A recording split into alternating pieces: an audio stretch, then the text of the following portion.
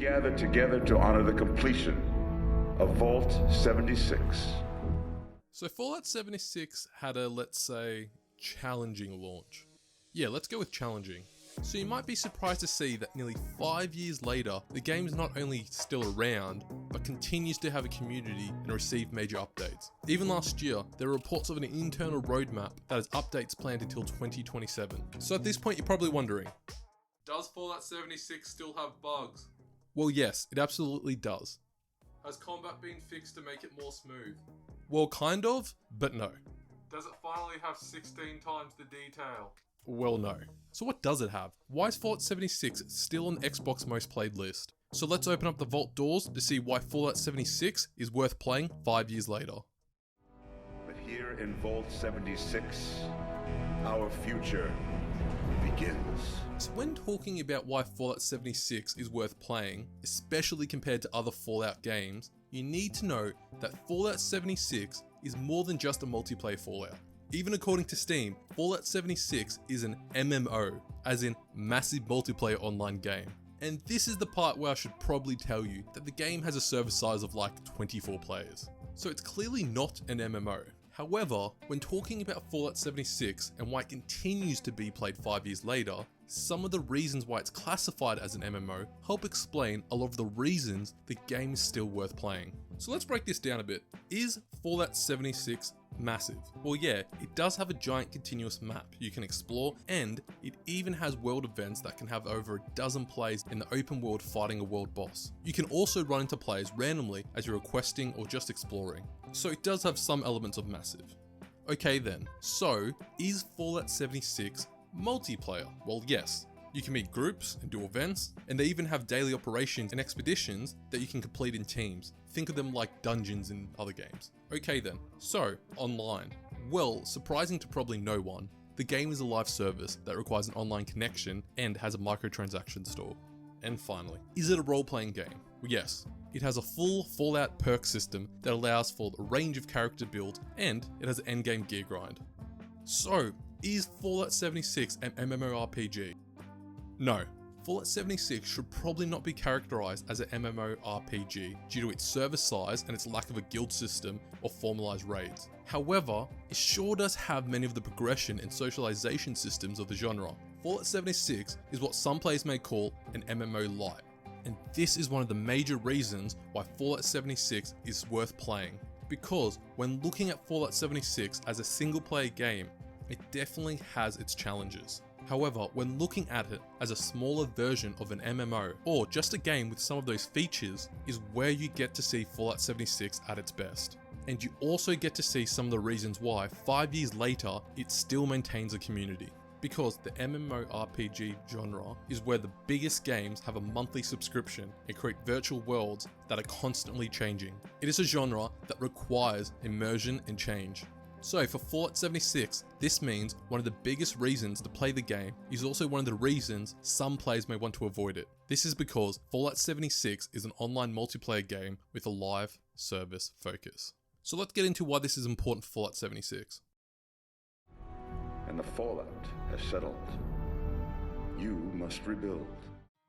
In the last couple of years, we've seen live services and games that survive off player retention skyrocketing in popularity. A major feature of MMOs that sets it apart from a lot of other live services has always been its persistent open world that is constantly changing. But when it comes to MMOs, changing isn't a feature, it's kind of its core purpose. A lot of the major MMOs require monthly subscriptions. This means not only did MMOs need to make new content so people would continue playing, they also created worlds where people wanted to see the impact their character has on it. There is so many times you can deliver the same daily faction mission to Wade to gain reputation. Seriously Wade, how do you manage to lose the same piece of equipment every other day?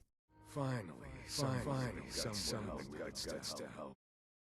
I bring this up because Fallout 76 has undergone massive changes since launch. In the past 5 years, there has been not 5, not 10, over 15 free major content updates. For anyone that has played since launch, or even just after the Wastelanders update, Fallout 76 story and world is a different experience now. The game world feels leaps and bounds more alive, and I mean that literally, because at launch, the world was void of NPC people, as it aimed for a world where every time you saw another person, it meant it was a player. This meant a world where the story was told through terminal computers and holotape recordings. And this is what I mean. Have a listen.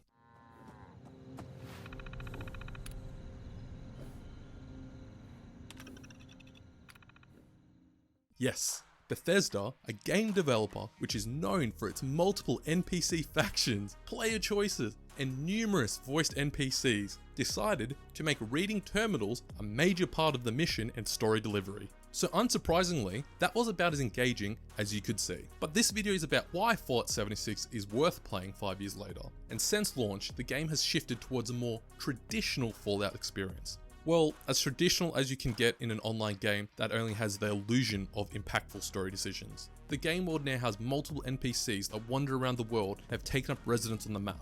This includes factions like the Raiders, the Settlers, Brotherhood of Steel, the Responders, Blue Mountain Caravan. These factions have set up outposts and bases around the world. Once abandoned and destroyed buildings and towns are now starting to be filled with multiple NPCs that you can briefly chat and trade with. I cannot understate how more alive this world feels when you get to see factions slowly moving in and building up in the wasteland. Now, I'm not saying that a lot of these factions shouldn't have been here originally. However, 5 years on, the continued additions have made a giant change to the game's overall atmosphere. But these free updates have been more than just adding more factions to the world. They've also included main story missions, new world events, season passes. The game has shown when it comes to its open world, it slowly changes with time. However, these updates can take a couple of months. So then, what keeps a lot of the players logging on weekly and even daily? Well, most of the actual new content that keeps players playing year round is not the big story missions. It's the game's season pass, called the scoreboard system.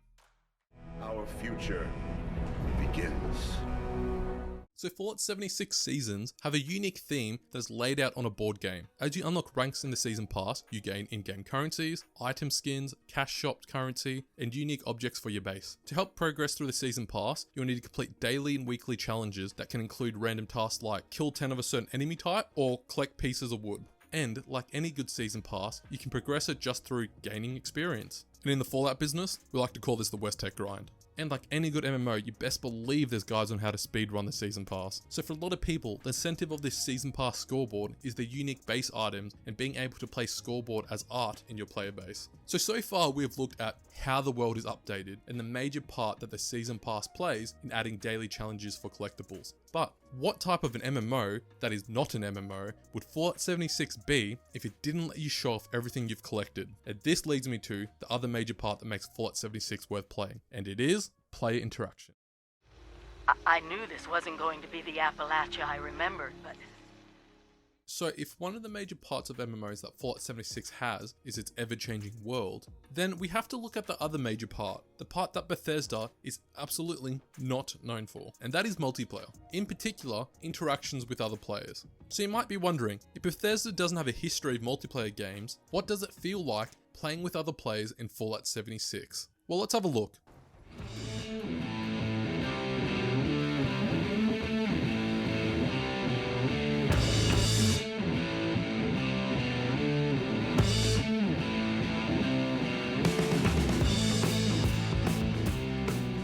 Now this is where I need to throw out a big disclaimer. Fallout 76 is not a co-op game. It is a multiplayer game. This means a lot of the missions cannot be progressed together with friends. Yes, you can play together, however, your friend will need to redo the missions as well. If you're looking for a game with in-depth co-op missions that you can play together, then I wouldn't recommend Fallout 76. Where Fallout 76 is worth playing is for its open world multiplayer interactions. By this I mean, player interactions is more than just partying up with a squad to get experience boost, or using emotes. To simplify it, I'll place the way you interact with players into 3 major categories. So firstly, you have the daily ops and expeditions. These are maps where your group of 4 players complete objectives to get endgame currency and rare gear. Think of them as dungeons, but because of some scaling issues, these missions are more focused on how quickly you can clear them than any major challenge. daily ops even reward loot based on how quickly you finish the mission. So this is a game mode you've probably played in different games before. No, where Fallout 76 starts to shine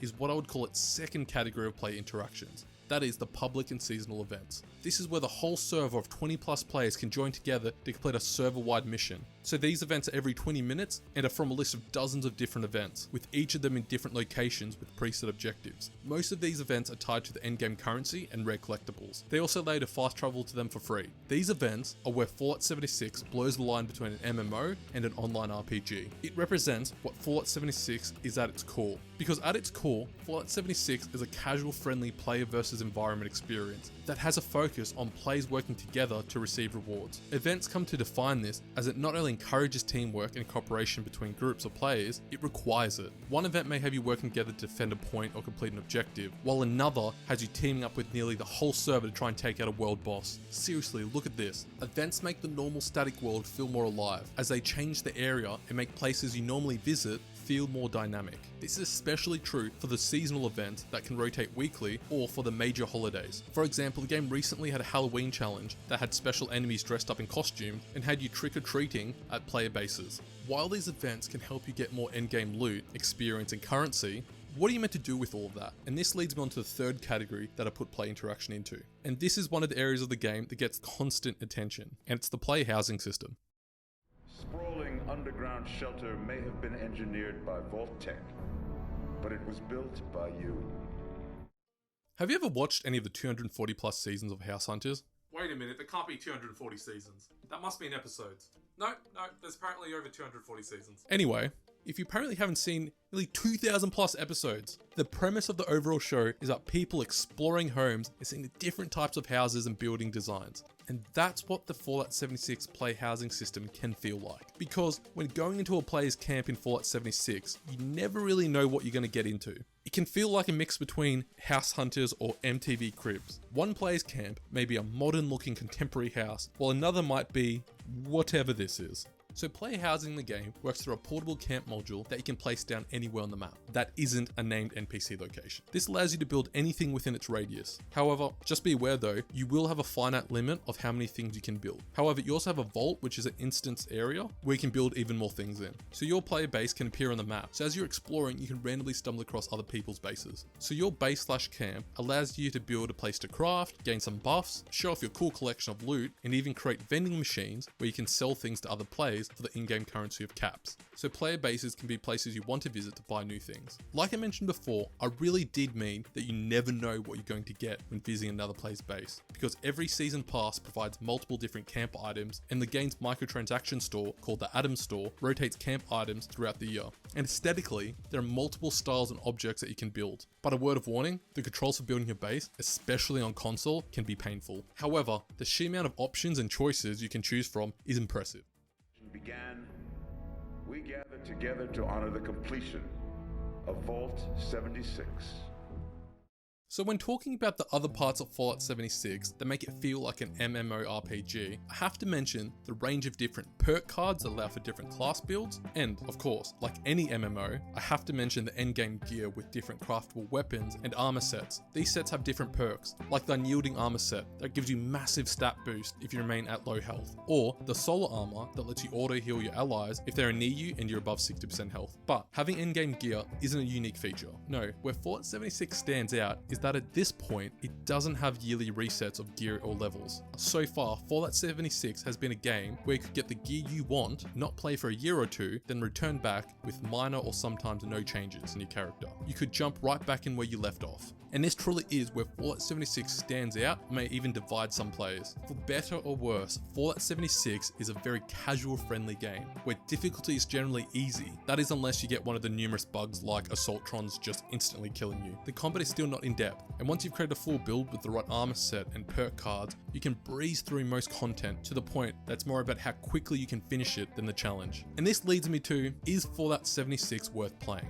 And I have to say, it depends. If you're a player who's looking for in-depth, challenging combat, a graphically detailed world, a deep co-op story game where you make impactful story decisions, or even just a bug-free experience, then Fallout 76 may not be the game for you. I even recently made a new character and still ran into bugs every couple of missions that required me to server jump. This included my companions I needed to talk to getting stuck in the environment, or even enemies just not appearing. And that's not even to mention how some enemies can just instant kill you, making for some tedious boss battles. And understandably, for a lot of players, that is more than enough reasons why they might not enjoy the game. However, when looking at Fallout 76 as an MMO light experience, it's easy to see why it still has a community. While big story missions and actual impactful world changes may be few and far between, the game still offers regular events and updates that add in new story missions, gear, and more loot for player housing. Fallout 76 is a game that with nearly every update sees the open world slowly, and I do mean slowly, change, with new factions taking over locations and moving in.